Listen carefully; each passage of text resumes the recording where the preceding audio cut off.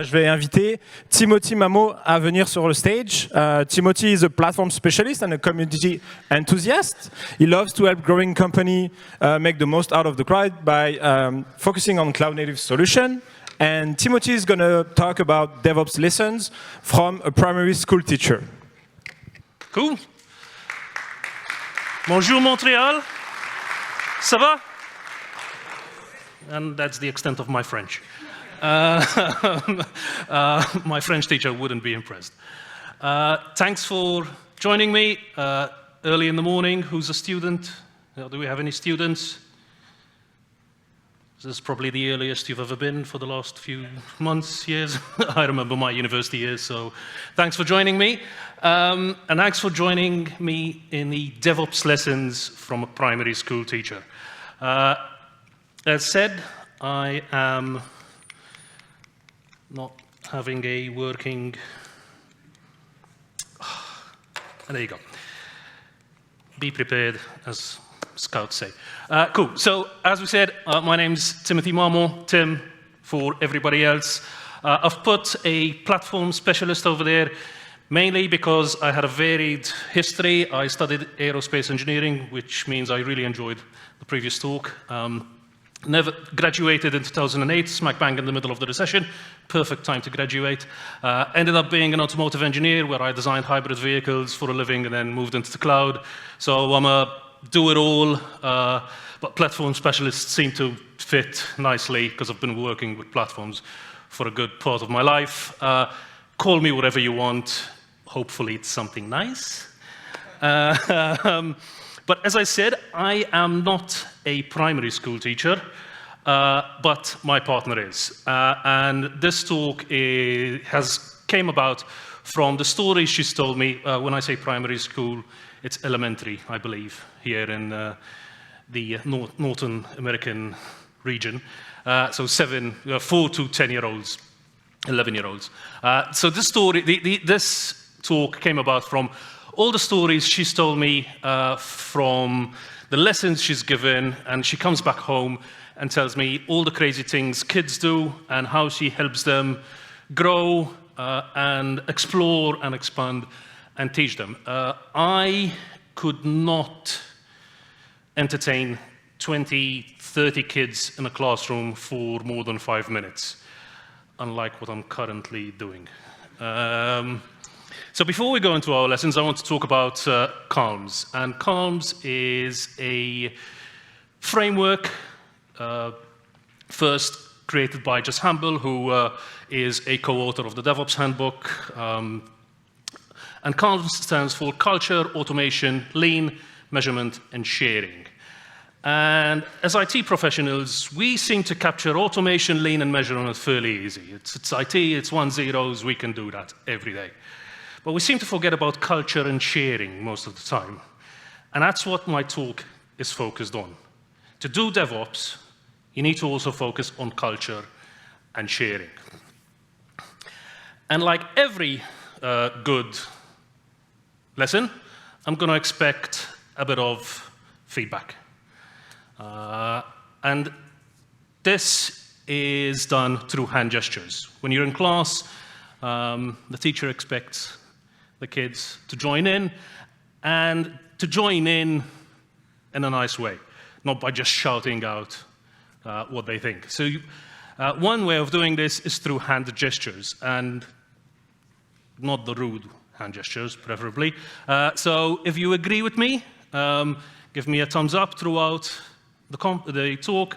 If you disagree with me, put up a fist. And you can disagree with me. I do actually enjoy people disagreeing with me because that creates discussion. And if you kind of agree with me and have a different of opinion, maybe you understand what I'm saying, but maybe you've got a better way of doing things, give me the shaka sign. And again, all I'm going to talk about today, these are actual practices my partner and other primary school teachers use in the classroom. So similarly, these hand gestures as well. So our first lesson is actually a theory. It's known as zone of proximal development. And the zone of proximal development is a theory, is a concept which states how one learns. So when you're a kid and you start learning how to add numbers together, you start off by learning how to add up to 10. You then go from 10 to 20, from 20 to 50, 50 to 1,000. You don't jump learning from 10 to 1,000 immediately, because that's outside of scope. You need to first feel comfortable in learning how to do tens, and then you proceed. You actually first have to learn how to count numbers and what numbers are, and then you can start off going into the thousands. So the zone of proximal development is the area where people, not just kids, can learn at their best. So when a teacher is doing the lessons, they want to ensure that the kids are learning in the green area. If they're in the blue area, where they already know the stuff, they're not really learning. And if they're in the red area, something which is a little bit too difficult, they cannot grasp the concept, and they won't be able to move forward. So when you're teaching somebody, and when you want to learn, you want to be as much as possible in the green area. And in our industry, this is important because you cannot expect engineers to go from programming in PHP, and yes, PHP is still extremely important. Not everybody has to use Go or Rust. PHP actually makes the internet work. PHP is still important. You can expect them to go from PHP programming to learning the ins and outs of Kubernetes networking, because nobody understands Kubernetes networking at the end of the day as well. So conferences like this, and this message goes out to managers mainly, conferences like this allows your engineers to grow, to get into that ZPD region, rather than expecting them to immediately understand Kubernetes, for example. So our first lesson, our proper first lesson, is my turn, our turn, your turn. And yes, as I said, these are actual concepts used at primary school. So my turn, our turn, your turn is when the teacher is learning a subject, or is teaching a subject, what they do is first show the classroom how to do it, so that's my turn. So taking the example of addition. My partner would go on the whiteboard and explain how to do addition in tens. So that's my turn. Once that is done, it's our turn, where the teacher goes over the process again, but with input from the kids. And once that is done, going through that process and understanding what the points to achieve the goal are, it's your turn, where the children go to the desk and try it out on their own. Now, within our industry, we have something similar. Who here has heard of pair programming? It's a good amount of people. Who here actually does pair programming? A little bit less. So with pair programming, you can do my turn, our turn, your turn as well. You can start off with tour guide pair programming, where you have somebody who's more experienced showing a junior engineer maybe how to do things. From there, you can do our turn, where both engineers, where you've got the driver navigator pair programming, and again, you've got the more experienced usually navigating the driver, but the driver is actually doing stuff. And then finally, your turn, where the junior engineer can then extend and start doing the programming on their own. So pair programming helps junior engineers grow at a faster rate. Our next lesson is give one, get one. And this is the concept where the teacher asks the children to write down a specific information from a subject. So for example, what do you know about dinosaurs? And somebody might go, I know that they're reptiles. Another might write down, they lived a long time ago. And each individual kid writes down specific information about the topic. They then take that information and go around the classroom giving one, so giving their information to the people they're talking to, and getting one from the rest of the kids. Now, this concept is extremely useful at the beginning of project planning. Knowledge harvesting like this can ensure that you reach your goal at the end of the project.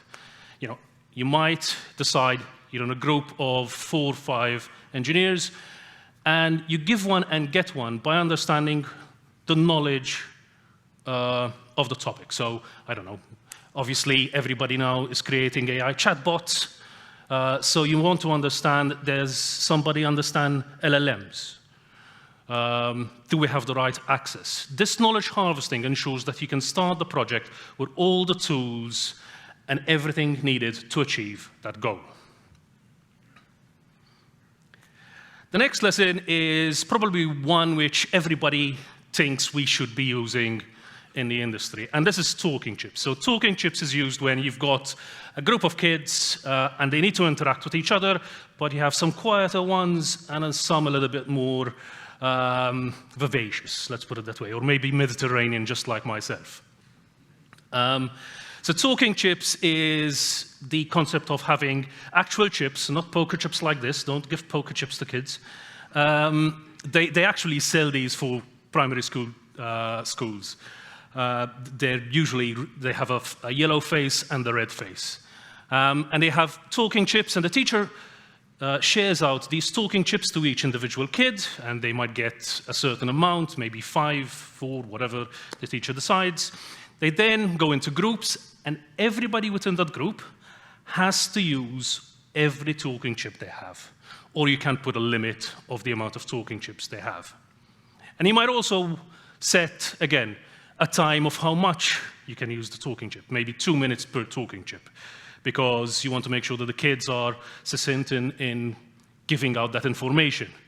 Again, if you have somebody who's Mediterranean like me and doesn't stop talking, you need to make sure they actually get involved in the amount of time. So talking chips ensures everybody gets involved.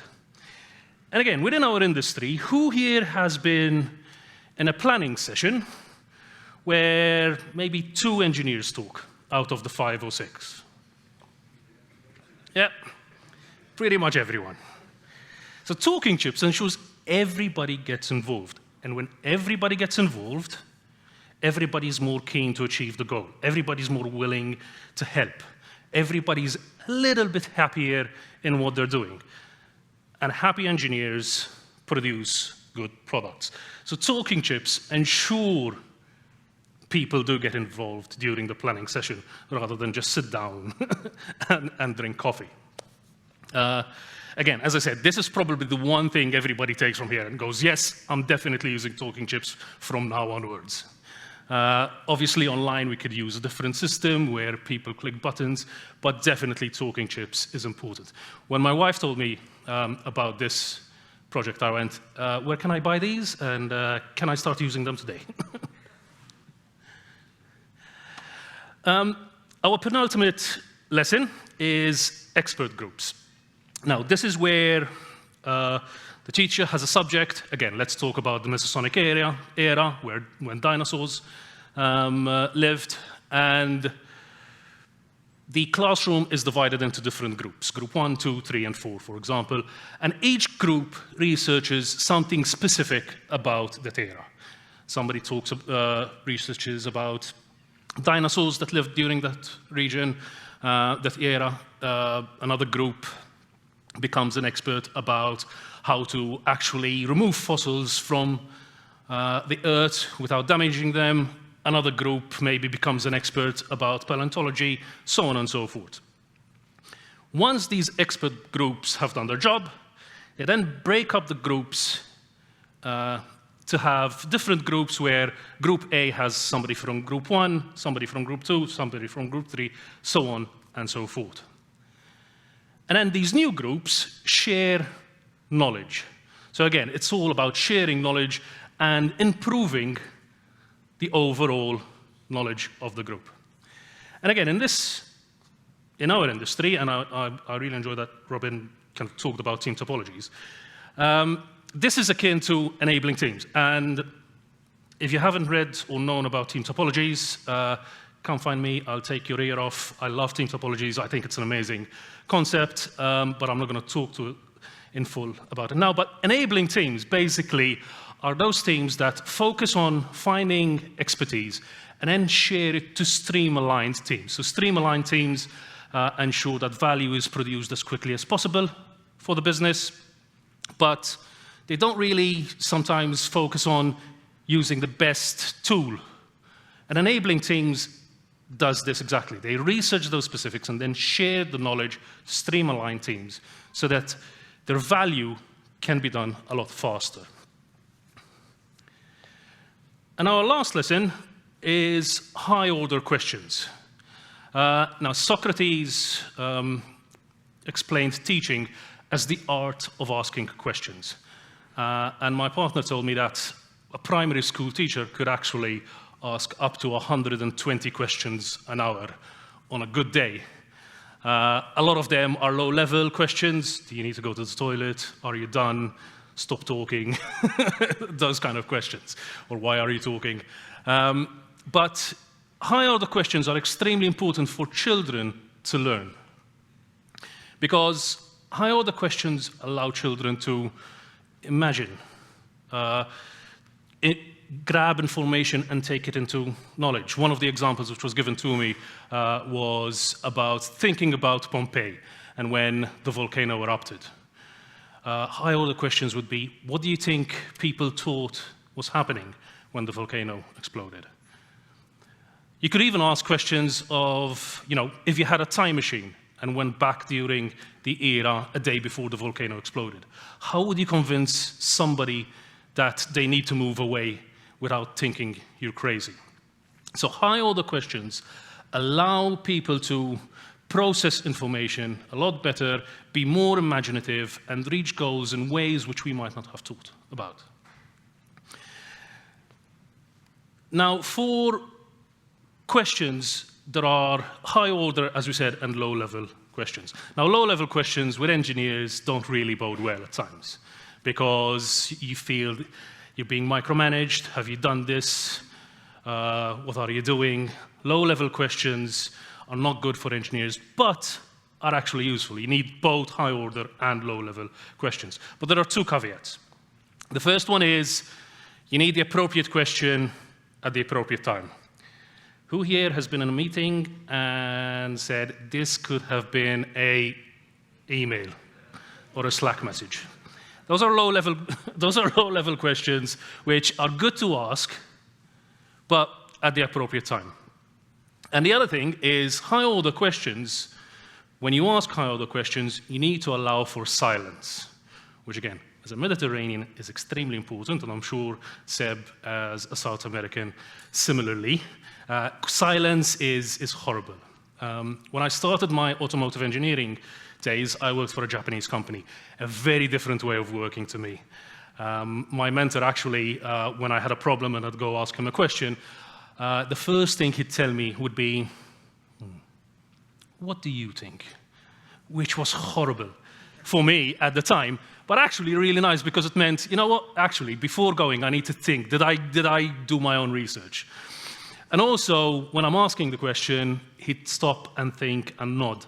And nodding in Japanese culture doesn't mean they agree with you, means that they actually hear you and listen, but doesn't mean that they're agreeing with you. So, high-order questions, you need to allow silence. And you need to allow engineers to think. Now, the common denomination is 10 seconds is usually about right to allow for people to reply. After that, you might want to rephrase your question. Maybe they didn't understand you correctly or not. But just to show you how horrible 10 seconds of silence can be, I'm going to ask you a low-level question, because we don't have enough time to do full-on high-level order questions. And I want you to give me either a thumbs up, a fist, or a shaka sign. And I'll ask you, do you think this talk was useful for you?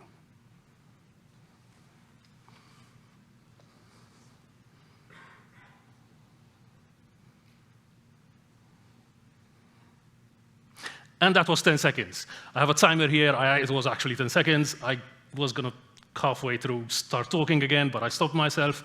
So yeah, 10 seconds. It also allows people, initially who didn't put their hands up to put their hands up. So 10 seconds allow people to give you good feedback. So we're coming to the close. Now, teaching isn't always about lessons and learning. There is some fun to it every now and again. And every now and again, I do get these photos. And these are always interesting to get. They're always great. I just get a random photo without any context, usually. So I'll go through them. The first one is a pumpkin. They were doing Halloween pumpkins, which obviously is a pumpkin. The second one is a cow with a very interesting tail there. Yes, it is a tail. The question was asked. And the last one here on my right is a kid who's becoming an engineer in the future, definitely. So I do get these tidbits of great. Kids' minds are amazing how they work at times. So that's it for my talk. These are the books and people I've talked about. DevOps Handbook, again, by Gene Kim, Jez Humble, Patrick Dubois, and John Willis. Accelerate, an extremely good book about helping people grow, and team topologies, because I think everybody should be using team topologies. Thank you for joining me in the lessons. That's me. You can find me everywhere apart from Twitter, because Twitter, you shouldn't be using Twitter. Or wait, no, shitter, I mean. X is what I meant. Feel free to email me, and that's the buzzword of the day. I try to capture everything. The last time I used this, somebody went, "Oh, you forgot ML." Okay, yes, fair enough. There's a new buzzword around. Thank you. If you have any questions, happy to answer any.